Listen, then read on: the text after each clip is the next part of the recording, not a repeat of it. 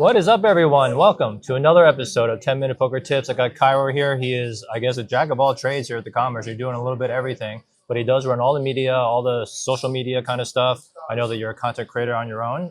So thank you for coming on the show, man. Of course, really I'm excited. I mean, you get to catch me on my home court, and video calls are cool and all, but I like sitting down with someone. Yeah, and as everyone can see, you got the Tournament of Champions going on in the background. Commerce has been absolutely booming since the WSOPC came to town. And Cairo, you're definitely using your skills to shine a light on the community, shine a light on the players, and I think everyone really appreciates that. Heck yeah, man! Being behind the camera, being on the camera, capturing these moments, it's very cool. You know, I grew up watching poker on TV. That's where I fell in love with it. Yeah. And now in like 2025 or where we're at now in life, everyone's on social media, whether it's a picture, a clip, a hand, an interview, it gives people an insight and more of a reason to why they should be playing. Yeah. And, I think so much of media and content really is connected to the growth of poker, like dramatically. And I think people really underestimate that. Like, how do you feel about content creation for poker? How do you feel that even promoting or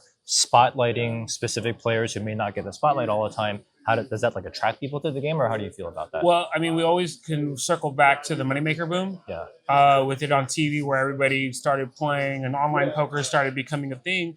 And as we fast forward to where we are now, content is just a way for people to see the exciting parts, the hands, the characters. Characters really what make poker kind of in like a wrestling type of way. Yeah. But as far as for me covering people, I'm a Southern California native, and in LA poker, we have a specific audience and a specific players, but most people will think of household names. Like you think of the Ivies, Negranus, Helmuth, Eric Person, Garrett Alstein, and all these guys who play on stream. Yeah.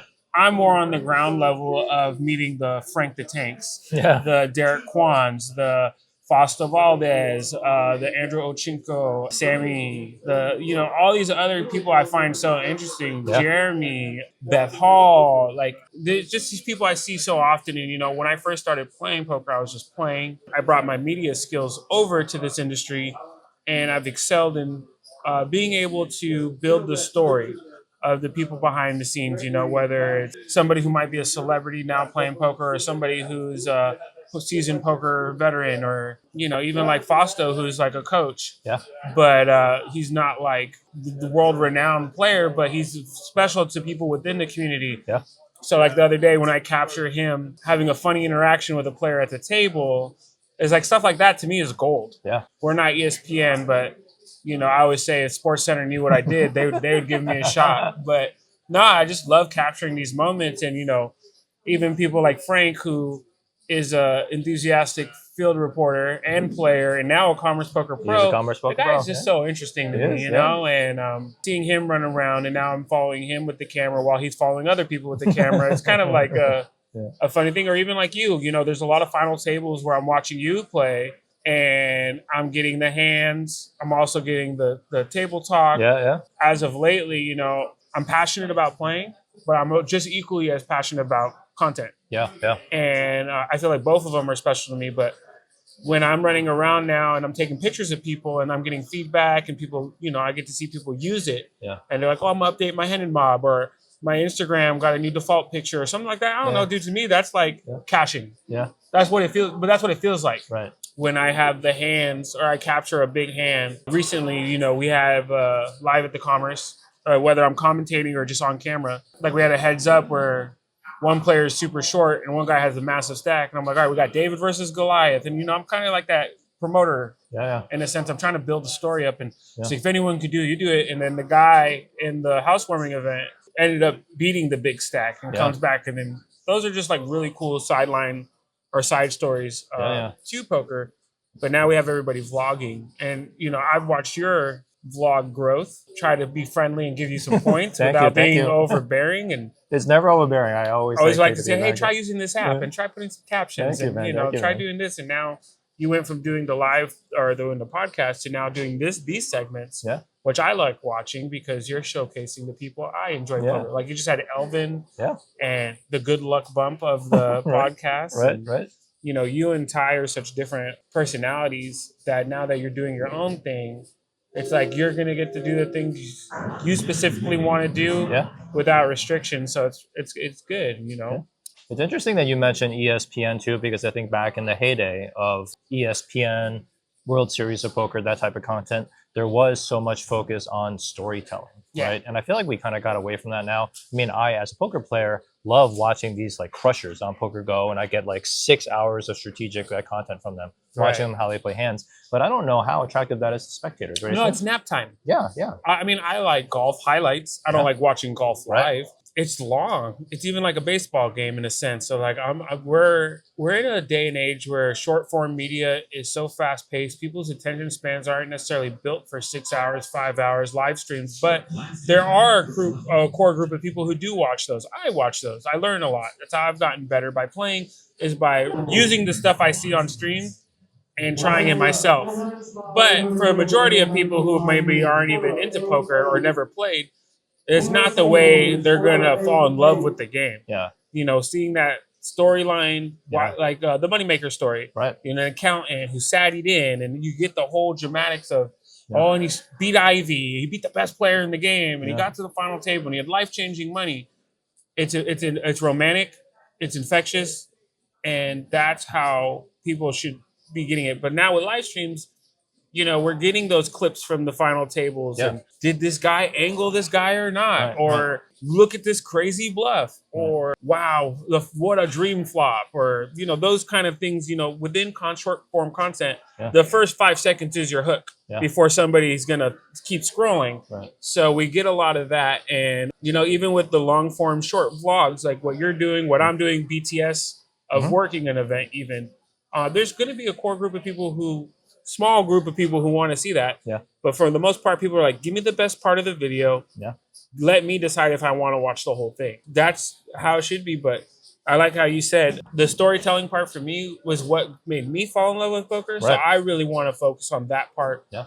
of what my content I'm creating, especially for whether it's for the casino, myself, or another player. Yeah. Give the people the why this matters. Because if not, it's just a bunch of cardboard cards No. being tossed around Right. by some plastic chips. And And it's like hundreds of thousands and thousands of hands, and like they're, you know, after a little while, it's just going to get a little bit repetitive. it has to be bigger than the money. Right, right. And you know, I think you immediately went to like Fausto's story, Frank's story, my story. It's almost like your instinct is to go there and get background and promote that type of story. So I would love to see actually more of that content from you, because it seems like you're going around trying to get that content. Yeah. I actually kind of find it hard to like find the videos that you have, like, you know, because I feel like the Commerce Instagram account doesn't just have like, you know, all like the reels sitting there with all your content. So I would love to have that centralized somewhere where people go look at it, because you did something brilliant where you have a little like iPad with you. So when you take pictures, Right. like tell us about that. And so, okay, so I tether my camera to the iPad now. And it's, how do I put this? I was sad that I took hundreds and hundreds of pictures and maybe 20 people went and got their pictures. Right.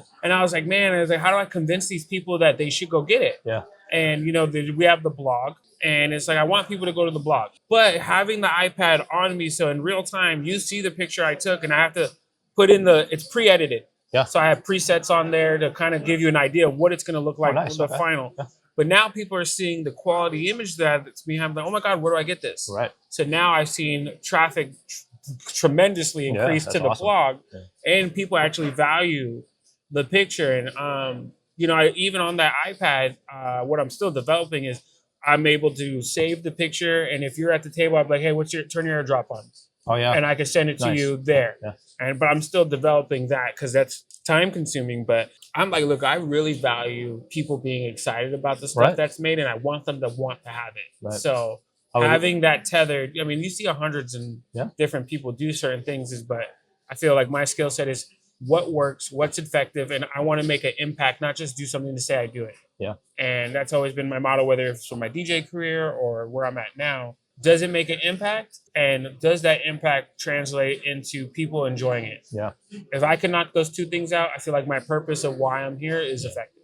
I would love for you to take that same mindset with like pictures and get that to the videos too. Like somehow get people Right. like get them like a centralized place where they can go actually watch all these stories about like Frank and everyone else, right? And then combine that with some of the final table hands and all that kind of great stuff. I feel like that's kind of what's missing from poker content, and I would love for you and the commerce to literally lead the industry back to that, right? Because I feel like that's how you're thinking, right? And what I'm learning is you always see me filming everything I can, right, but not everything makes the cut. Yeah, and that's the main thing for anything going out is, does this make sense for the business? What is the purpose of it?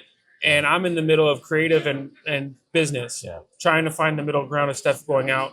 Also, with editing time, I'm here. That's true. Yeah, 10 a.m. to you saw the other night. I'm here till 4:30 in the morning, and so some of the stuff's going to be coming out after. What I always try to do is how can I capture stuff that's evergreen, meaning it could come out at any point. Yeah. It doesn't have to be in the moment, but some of the updates are right now, and getting those things up is the goal. But as we grow, we get better from last year's big WSOP circuit here to this one. Things have been improving. But yeah, man, I mean, I always tell people you go to my page for a lot of the behind the scenes stuff and the stories, but the blog and everything, having a landing page for all that stuff. And, having Kevin is a blessing. That's huge. From LAPC, where it was kind of an empty house and it was just me. It was. And it was a lot. For 2 months, I felt stressed out a lot. And now with Kevin here, it's like a big weight off my shoulders. We have one of the best tournament managers in the game. We do. And he's making sure the operations of a tournament run smoothly, and I can now put more time into like less of trying to solve people's problems and more into just capture people's moments. Yeah. I'm super excited that you and Kevin are here. I mean, commerce is so important for not only poker in Southern California, but really just poker everywhere, right? Because it is the biggest card room in California. So before I let you go, what other, kind of projects or initiatives you have going on right now? Anything you're excited about? A lot. There's some stuff behind the scenes I've been working on that are going to be coming soon. I work with Eric Person. Okay. And that is a big blessing, Maverick Gaming. Nice. And I've been with him for, 3 years now. Oh, I didn't know that. Believe so. Okay. Managing his content. And what we have coming with Maverick Gaming is going to shake the poker world in a great way. No kidding. I feel like it's something that Eric's creativity and his skill set has going to open the doors to poker to the masses, which is what everyone's been trying to do for which feels like decades. But, getting poker mainstream is the goal. And I think if anyone was able to make that happen is Eric. Luckily, I'm involved and he trusts my creative on a lot of things. And we're working with a great company on the marketing side. And he's partnered with the greatest poker players that you can imagine be doing this stuff. And he's also bringing in the young, the old, the past, the future, everybody into this collective. Yeah. And it's going to be really exciting if you're watching this, and hopefully you guys see it. Maverick Gaming. Personally, I'm right now in the mix of maybe you guys can help me. You can help me. I don't know. Do I full send the production this summer or do I play? I've been seeing a lot of success in the tournaments I have been playing. Yeah. Especially with our Saturday dailies here at Commerce, they've grown so big. Yeah. Cashing, making deep runs. And, during these events I'm working, I don't get to play. So really just trying to figure out what this summer even looks like for me. Yeah. Whether I'm behind the camera, in front of the camera, we'll see. But I do love making poker content. I love making the funny videos, the serious gameplay. But I'm in a good place in life where I get to be around great players and interesting characters. And I also get to be one myself. So we'll see what happens. And hopefully I get to see more of these 10-minute things. If anybody's interested in making content, learning more about the process of making content, working with the card rooms to get access to make content, it's a lot. And if you don't know anything, ChatGPT can't really help you with this one. Yep. Send me a message or come see me when I'm here at Commerce. And if I have time, I'll do my best to share with you. And same thing like I've shared with Derek, the more you do it, the more you start figuring out and you're going to get better. Yeah. 3 years ago, I didn't have you said I overproduced. When I first started, all I had was my cell phone. I didn't have a mic. I didn't have a light. I didn't have a camera. Right now, and I made it happen to where I'm at now, where I'm rolling up with $20,000 worth of gear, and I didn't really even have $2,000 to my name at that time. Wow. And somehow we turned it into a profession and a career. And if you do the work, it'll pay off. Can't say how long it's going to take, but if you do the work, it'll continue to get better. It takes more than 10 minutes, but it took you 10 minutes to learn this. And if people do want to get in contact with you, what's the best way to do it? Kiero loves you. Kiero. Don't call me Kiero or I won't respond. I don't know why this shit bothers me, but Kiero loves you at Gmail. Well, thank you for coming on, man. I really appreciate you. Definitely looking forward to all the stuff that you and Kevin are going to be doing here at the Commerce. Yeah, and you guys make sure you're subscribed. Derek, keep bringing on interesting people. I mean, our people. Yeah, You I know will. what I mean? will. All right, thank you, Derek. Thank you, bro. Give me the handshake. All right, We're all right, professional. all right, Handshake. all All right. right.